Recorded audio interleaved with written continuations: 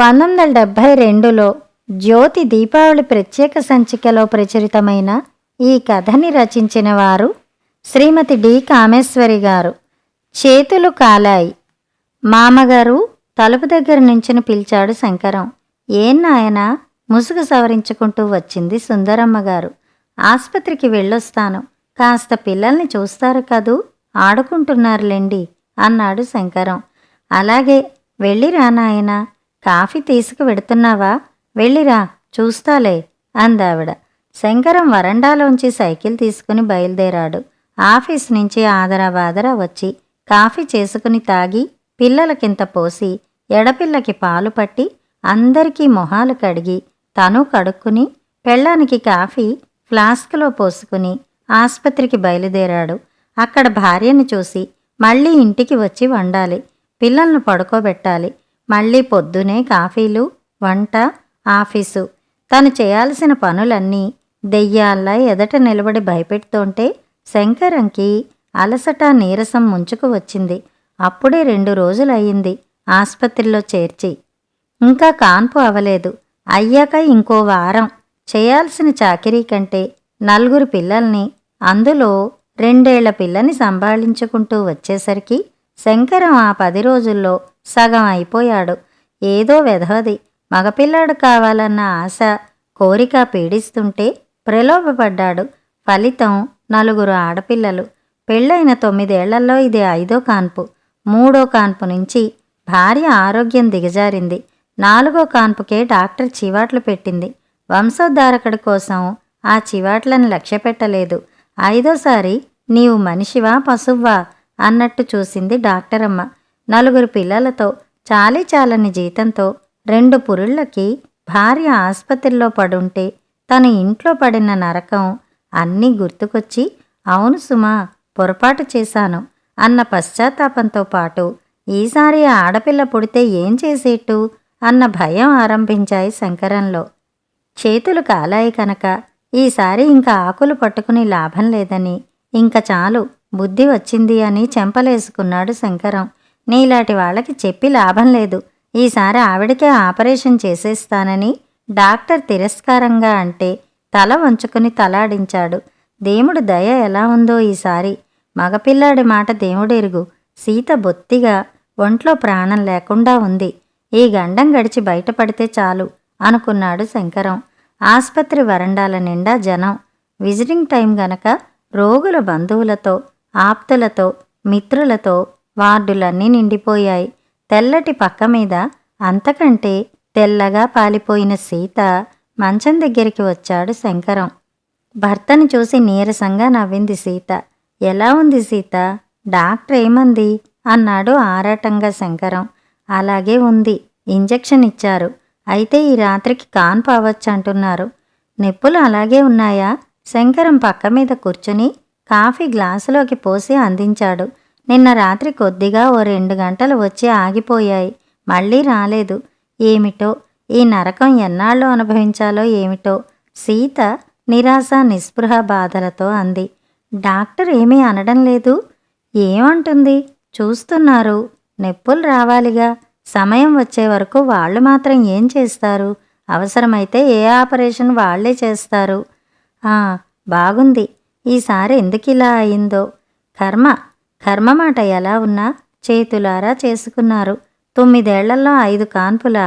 పోనీ మందులన్నా వేసుకోరు చెప్పినట్టు. ఒంట్లో రక్తం లేదు, బలం లేదు, ఇలా తయారవుతారు మా పీకల మీదకి. మేమేం చేయగలం అంటూ మాటకి ముందు సాధిస్తుంది డాక్టరు.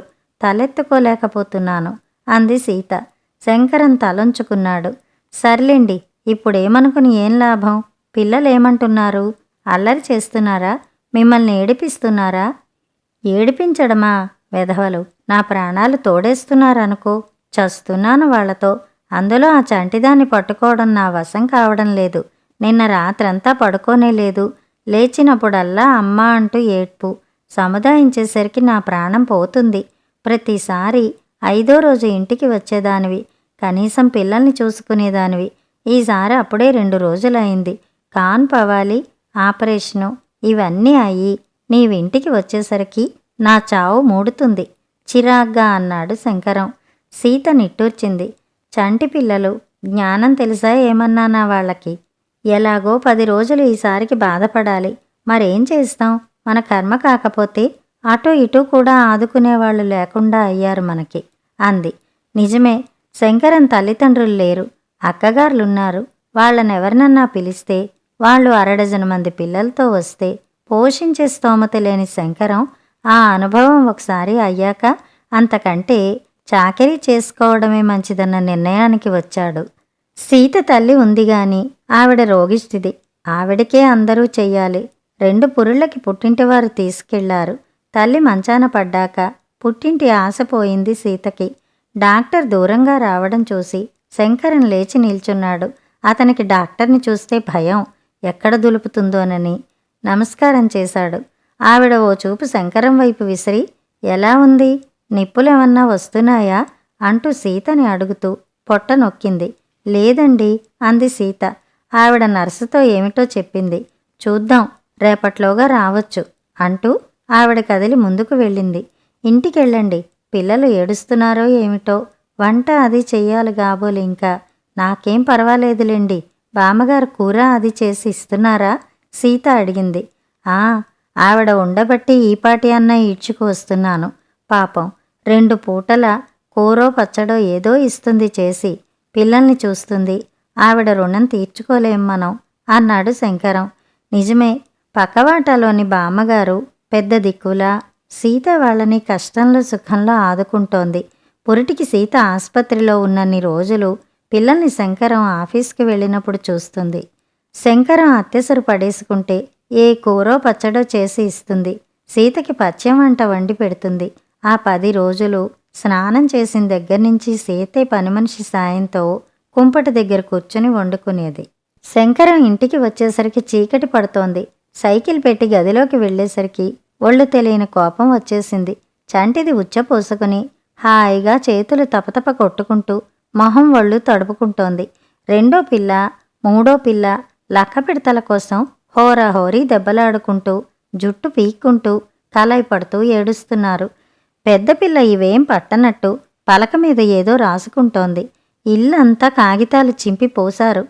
పాప ఒక్క కేక పెట్టాడు శంకరం. పెద్ద పిల్ల 8 ఏళ్ల పిల్ల తండ్రి గర్జనకి ఉలిక్కిపడి బిక్కమొహం వేసుకు చూస్తుండిపోయింది. నీకేం చెప్పాను? చెల్లిని చూడమన్నానా? అది అలా ఉచ్చపోసకు తడుపుకుంటోంది. వీళ్ళిలా కొట్టుకుంటున్నారు. ఈ కాగితాలేమిటి? ఈ ఇల్లేమిటి? ఏం చేస్తున్నావు? దరిద్రపు వెధవల్లారా, పిల్లలా మీరు? రాక్షసులుగాని అంటూ పెద్ద పిల్లని వీపు మీద దబదబా బాదాడు. కొట్టుకుంటున్న 2 పిల్లలకి చెరొకటి తగిలించి దూరంగా కుదేశాడు. చంటి పిల్లని ఒంటిరెక్కతో లేవనెత్తి ఎత్తి కుదేశాడు. దిష్టిబొమ్మలా ఏమిటే చూస్తున్నావు? గుడ్డ పట్టుకొచ్చి తొడు, చెల్లి బట్టలు మార్చు, ఒసై ఈ కాగితం ముక్కలేరే అంటూ అరిచాడు. తండ్రి కోపానికి బిక్క చచ్చిపోయారు పిల్లలు. శంకరం కేకలకి బామ్మగారు యువతలకి వచ్చింది. ఏం నాయనా వచ్చావా? అమ్మాయికి ఎలా ఉంది? కాన్పు ఎప్పుడవుతుందంటున్నారు? శంకరం అలసటగా కుర్చీలో కూర్చుంటూ తెలీదండి, బహుశా రేపట్లోగా రావచ్చంటుంది డాక్టరు అన్నాడు. కాలం రావాలి కదా దేనికన్నా. బాధపడకు బాబు, పిల్లలు ఆకలంటూ ఏడుస్తున్నారు. త్వరగా బియ్యం పడేయి నాయన, ఇంత తిని పడుంటారు అంది బామ్మగారు. నీరసంగా లేచి బట్టలు మార్చుకుని లుంగీ కట్టుకుని వంటింట్లోకి వెళ్ళాడు శంకరం. ఏమిటో పిచ్చి బ్రాహ్మడు, మగపిల్లాడు అనుకుంటూ 4 ఆడపిల్లల్ని కన్నాడు. ఈసారన్నా కొడుకు పుడతాడో లేదో. అమ్మాయి ఆరోగ్యం అలా ఉంది. ఈ 4 పెంచేదెలా? పెళ్ళిళ్ళు ఏం చేస్తాడో ఏమిటో. కొడుకు అనుకోవడం తప్ప వాళ్ళేం నెత్తికెక్కిస్తారు. బామ్మగారు పచ్చడి రుబ్బుతూ శంకరం గురించి ఆలోచిస్తూ జాలిపడింది. ఒరేయ్, ఎందుకురా నన్నిలా కాల్చుకు తింటావు? 10 20 అంటే అస్తమాను ఎక్కడ తెచ్చి ఇస్తారా? ఇక్కడ డబ్బు మూట కట్టకు కూర్చున్నానురా. బామ్మగారి గొంతు విసుగ్గా బాధగా వినిపిస్తోంది. పిల్లలకి అన్నాలు పెట్టి తను తింటున్న శంకరం బామ్మగారి మాటలు విని ఆ అంజి మళ్ళీ డబ్బుకి ఆవిడ్ని కాల్చుకు తింటున్నాడులా ఉంది. పాపం అనుకున్నాడు. నాకు కావాలి, ఇస్తావా లేదా చెప్పు. అడగ్గానే ఎప్పుడిచ్చావులే, ఎప్పుడడిగినా లేదు లేదు అంటూ ఏడుస్తూనే ఉంటావు. తల్లిని కొడుకు అంటున్న మాటలు వింటున్న శంకరం ఒళ్ళు మండుకొచ్చింది. అప్రాచ్యుడు ఆవిడ కడుపును చెడబుట్టాడు. పాపం ఆవిడెలా భరిస్తుందో. ఏం చేస్తుంది భరించక, కన్నాక? పాపం 2 ఆడపిల్లల తర్వాత లేక లేక 40వ పడిలో పుట్టాడట. అల్లారు ముద్దుగా అపురూపంగా పెంచినందుకు ఆవిడికిది శిక్ష. మొగుడు పోయిన దగ్గర్నుంచి ఆ ఉన్న కాస్త భూమితో ఇల్లు అద్దెకిచ్చి ఆ డబ్బుతో సంసారం లాక్కొస్తూ కొడుకుని చదివించుకుంటోంది. 2 ఆడపిల్లలకి తండ్రి ఉండగానే పెళ్లి చేశాడు. వాళ్ళు సుఖంగా కాపురాలు చేసుకుంటున్నారు. ఎటొచ్చి ఈ ఆంజనేయ వరప్రసాదంలా పుట్టాడన్న కొడుకు ఈనాడు ఆవిడ నెత్తిన పిండి కొడుతున్నాడు. 25 ఏళ్ళొస్తున్నా ఆ బిఏ చదువు ఎప్పటికీ పూర్తి చేయకుండా అలా ఒక్కొక్క క్లాసులో డింకీలు కొడుతూ ఇంకా అలా చదువుతూనే ఉన్నాడు. సినిమాలు, సిగరెట్లు, స్నేహితులు, పేకాట, సకల గుణాభిరాముడు. 2 రోజులకోసారి 10 15 అంటూ తల్లి ప్రాణాలు కొరుక్కు తింటూ కాల్చుకు తింటాడు. డబ్బిచ్చే వరకు సాధిస్తాడు. నోటికొచ్చినట్టు మాట్లాడతాడు, తిడతాడు. ఆ పోరు పడలేక ఉన్నప్పుడు ఆవిడిచ్చేస్తుంది. డబ్బు లేనప్పుడు లేదురా నాయనా అంటూ బ్రతిమిలాడుతుంది. నచ్చ చెబుతుంది, ఏడుస్తుంది. డబ్బు ఇయ్యకపోతే కొడుకు అలిగి అన్నం ముట్టుకోడు, ఇంటికి రాడు అని ఆవిడికి భయం. ఇంట్లోనే ఉండి తల్లి ఎదుటే పచ్చి మంచినీళ్ళన్నా ముట్టుకోకుండా ఉపవాసం ఉండి ఆవిడ్ని హింస పెడతాడు. ఆవిడ చూడలేక భరించలేక ఆఖరికి ఆ డబ్బు అప్పన్నా చేసి తెచ్చి ఇస్తుంది కొడుక్కి. ఇంట్లో ఈ భాగోతం అంతా శంకరానికి కొత్త కాదు. అంజి అంటే అతనికి మంట. చదువు సంధ్య లేకుండా జులాయిలా తిరిగే అతన్ని చూస్తే కన్న తల్లి కాబట్టే ఆవిడ భరిస్తోంది, మరొకరైతేనా అనుకుంటాడు కోపంగా. అలాంటి సమయాల్లోనే అతనికి కొడుకు వంశోద్ధారకుడు కావాలన్న అతని కోరిక గుర్తు వస్తుంది. ఒళ్ళు జల్లుమంటుంది. ఇలాంటి కొడుకు కోసమా తనింత కలవరిస్తున్నాడు? పోనీ అందరూ అంజి అంత దుర్మార్గులు కాకపోయినా ఈ రోజుల్లో ఏ కొడుకులు తల్లిదండ్రులకి చేస్తున్నదేముంది? ఎవరి దాకానో ఎందుకు? తన తల్లిదండ్రులకి ఏం చెయ్యగలిగాడు? పట్టుమని 10 రూపాయలు ఏనాడన్నా పంపగలిగాడా? రోగం వచ్చినప్పుడైనా 4 రోజులుండి సేవ చేయగలిగాడా? ఆఖరికి చచ్చిపోయే ముందు ఆయన కలవరించిన ఆఖరి చూపన్నా ఆయనకి అందజేశాడా? అంతే. ఈ రోజుల్లో ఎవరికి వారే, ఎవరి సంసారాలు, ఎవరి బరువులు, బాధ్యతలు వాళ్లవే. కనడం పెంచడం వరకే తప్ప పిల్లల నుంచి ఏమీ ఆశించే రోజులు పోయాయి. ఆ మాత్రం దానికోసం తనెందుకు ఇంకా కొడుకు కోసం కలవరించడం? కొడుకు కోసం అనవసరంగా 4 పిల్లల్ని కని మోయలేని భారం పెంచుకున్నాడు. అలాటప్పుడు పడే పశ్చాత్తాపం శంకరం అప్పుడే మర్చిపోయేవాడు.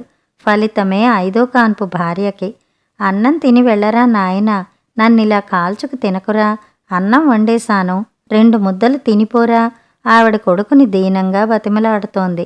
నీ వెధవ భోజనం నాకేం అక్కర్లేదు. ముందు నాకు డబ్బిస్తావా లేదా? నే వెళ్ళి టిక్కెట్లు కొనుక్కోవాలి. ఆ రోజే విడుదలైన సినిమాకి 2వ ఆటకి టిక్కెట్లు దొరకవేమోనని అంజి బెంగ. స్నేహితుల ముందెంత తలవంపు డబ్బు లేదంటే. ఒరేయ్, నీ ఇష్టం, నేనింక నీకు చెప్పలేను నాయనా. తింటే తిను, లేకపోతే పో. నా దగ్గర డబ్బు మాత్రం లేదు, నేనియ్యను ఆవిడ దృఢంగానే అంది. డబ్బు లేదు? వెధవాబద్ధాలు నువ్వును. మధ్యాహ్నం రైతు డబ్బు తీసుకొచ్చి ఇయ్యడం నే చూడలేదనుకున్నావా? నీకంటపడింది ఆ డబ్బు. అవునరా, ఇచ్చాడు. ఆ డబ్బు 2 రోజుల్లో ఆర్పేస్తే తర్వాత నోట్లోకి వేళ్ళెలా పోతాయిరా? ఆడముండని నేనెక్కడి నుంచి తెచ్చి నిన్ను పోషిస్తాన్రా? 25 ఏళ్ళొచ్చాయి. ఆ చదువు పూర్తి చేసి కన్నతల్లిని సుఖపెడదామన్న ఆలోచన లేకపోగా డబ్బుకి నన్నిలా కొట్టుకు తింటున్నావు. ఆ మహారాజు నన్ను చావమని ఆయన దారి ఆయన చూసుకున్నారు. నీవు నన్నిలా కాల్చుకు తింటున్నావు. ఎప్పుడొస్తుందో నాకు చావు. ఆవిడ ఏడుస్తోంది.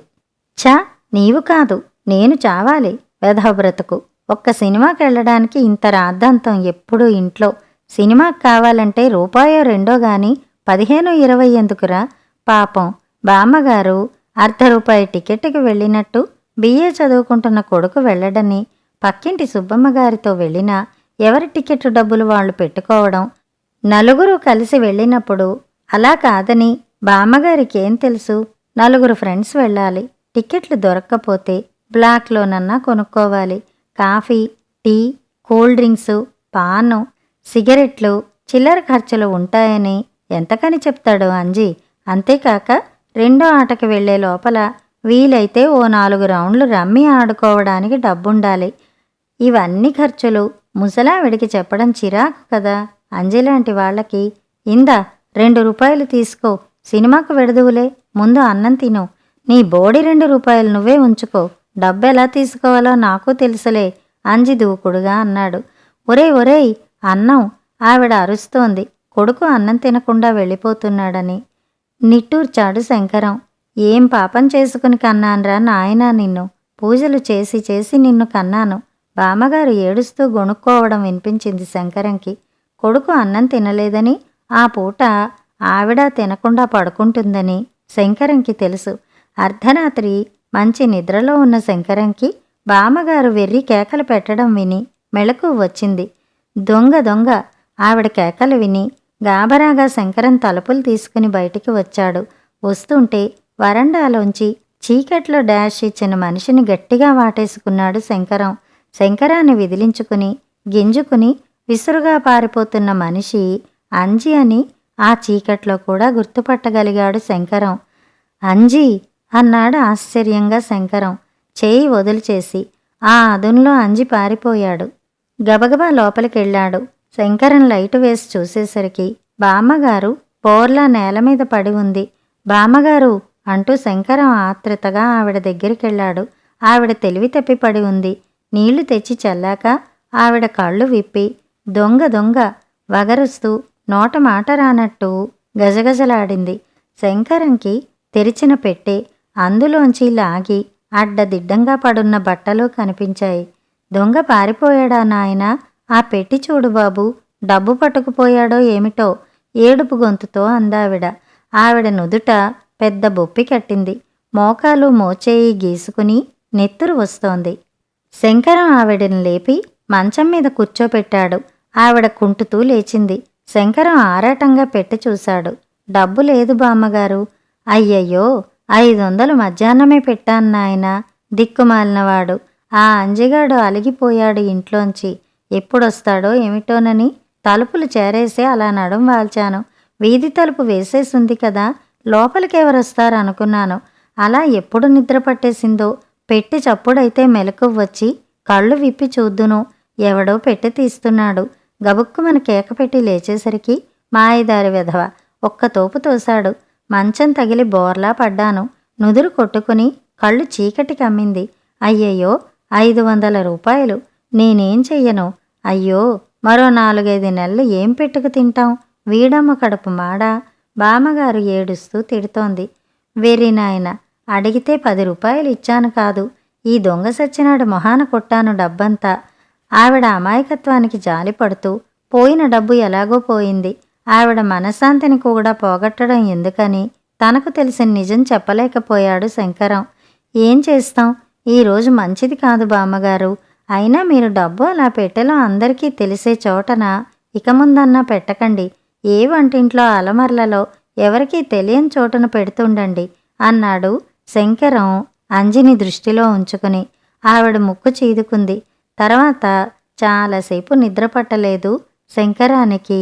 వచ్చి పడుకున్నాక ఉదయం లేచేసరికి బారెడు పొద్దెక్కింది. ఆలస్యమైపోయిందని ఆదరా బాదరా పనులు చేసి వంట చేసి భార్య క్యారేజ్ పట్టుకుని ఆస్పత్రికి బయలుదేరాడు శంకరం. అట్నుంచి వచ్చి పిల్లలకి పెట్టి తను తినే ఆఫీస్కెళ్ళాలి. సీతకి ఎలా ఉందో, పురుడు వచ్చిందేమో, ఏదన్నా చికాకైతే ఫోన్ చెయ్యమని 2 ఇళ్ల అవతల ఉన్న ప్లీడర్ గారి ఫోన్ నంబర్ ఇచ్చాడు శంకరం ఆస్పత్రిలో నర్సుకి. ఫోన్ ఏం రాలేదు. పాపం ఒక్కర్తి ఎలా ఉందో. ఆస్పత్రికి వెళ్ళేసరికి సీత పడుకున్న పక్క ఖాళీగా ఉంది. ఒక్క క్షణం శంకరం గుండె ఆగిపోయింది. కాళ్లలోంచి వణుకు పుట్టింది. సీతకేమైంది? ఏమండి, ఈ బెడ్ మీద ఆవిడ మాట పూర్తి చెయ్యలేకపోయాడు శంకరం. చెమటలు పట్టాయి. తెలీదండి అందావిడ. నేనిందాకనే జాయిన్ అయ్యాను అంది మళ్ళీ.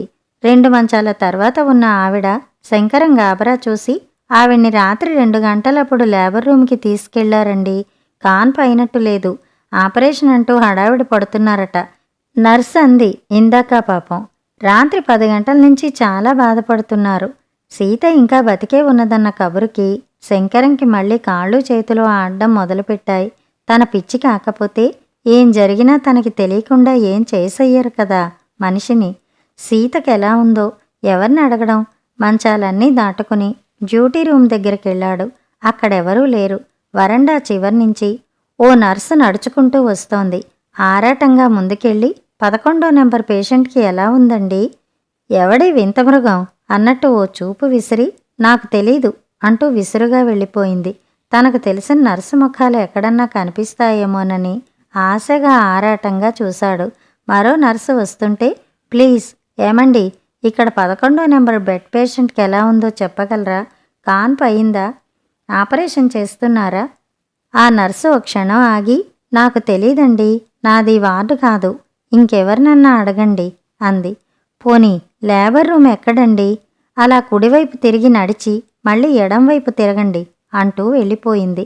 నర్స్ చెప్పిన కుడి ఎడమలు చూసుకుంటూ లేబర్ రూమ్ చేరాడు. అక్కడ బెంచీల మీద కూర్చున్న పేషెంట్ల తాలూకా బంధువులు ఆడా మగ తప్ప నర్సులు డాక్టర్లు ఎవరూ కనపడలేదు. ఎవరినడగడం?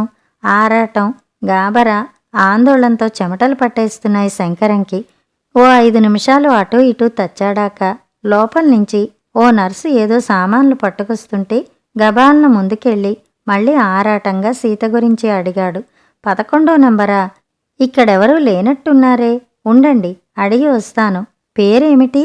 2 కాన్పులవుతున్నాయి, చూసొస్తాను అంది నర్సు. అమ్మయ్యా, ఈ మాత్రం జాలి తలిచింది, అంతే చాలు అనుకున్నాడు. సారీ, ఆ పేషెంట్ ఇక్కడ లేరండి. శంకరం తెల్లబోతూ అయోమయంగా మరేమైందండి? లేబర్ రూమ్కి తీసుకెళ్లారన్నారు కూడా. అతని అవస్థ వర్ణనాతీతం. కబురేమిటో తెలుసుకోలేక, అసలేమైందో తెలియక అతను గిజగిజలాడాడు. తెలీదండి, నేను డే డ్యూటీ నర్సుని, ఇందాకే వచ్చాను. అమ్మా ప్లీజ్ కాస్త వివరం కనుక్కొని చెప్పారంటే మీ మేలు మరవను. అక్కడెవరో అన్నారు ఆపరేషన్ చెయ్యాలిట అని. ఆపరేషన్ చెయ్యాలన్నారా? అయితే థియేటర్కి తీసుకెళ్లారేమో, ఉండండి లోపల అడుగుతాను. మళ్ళీ వెళ్ళింది నర్సు. ఆపరేషన్ థియేటర్కి తీసుకెళ్లారటండి. కేసు కాంప్లికేటెడ్గా ఉందట, అక్కడికెళ్ళి అడగండి అంది. శంకరం మళ్ళీ ఉరుకులు పరుగులతో నర్సు చెప్పిన కుడియడమల వరసలు దాటి థియేటర్ చేరాడు. మరోసారి అక్కడ నర్సు కోసం ఆరాటంగా చూడడం, ఎవరూ కనపడకపోవడం, కనపడిన వాళ్ళు మాకు తెలియదండం. నిమిషాలు గడిచిపోతూ అసలు సంగతి ఏమిటో కూడా తెలియకుండా శంకరం పడ్డ అవస్థ వర్ణనాతీతం. శంకరానికి భోరున ఏడ్పు వస్తోంది. అవతల భార్య బాధ అటుంచి ఈ అవస్థలకి అతనికి నిస్సహాయతతో దుఃఖం ముంచుకు వస్తోంది. రామచంద్ర ప్రభో, పగవాళ్లకన్నా వద్దు ఈ ఆస్పత్రి బాధలు. 2 పురుళ్ళకి సవ్యంగా పురుడవడం, అది రాత్రి కాన్పు అయ్యి తెల్లారి తను ఆస్పత్రికి వచ్చేసరికి తల్లి బిడ్డలు క్షేమంగా కనబడ్డంతో అవస్థ ఆరాటం తెలియలేదు. సీత సీత ఏమయ్యావు, బతికున్నావా అనుకుంటూ కళ్ళు ఒత్తుకున్నాడు. ఇంక నిలబడ్డానికి ఓపిక లేనట్టు అక్కడున్న బెంచీ మీద చతికిలబడిపోయాడు. అప్పుడే 30 గంట అయింది ఆస్పత్రికొచ్చి. ఇప్పటి వరకు అసలు భార్య స్థితి ఎలా ఉందో తెలియలేదు. ఆపరేషన్ చేశారా? సీత బతికిందా? పిల్ల చచ్చిపోయిందా? సీత చచ్చిపోయిందేమో. తెల్లగుడ్డ కప్పి సినిమాల్లో మాదిరి స్ట్రెచర్ మీద తీసుకొస్తున్నట్టు తను భోరున ఏడవడం, సీత నిన్ను నేనే చంపేశాను, చేతులారా చంపేశాను అంటూ జుట్టు పీక్కోవడం.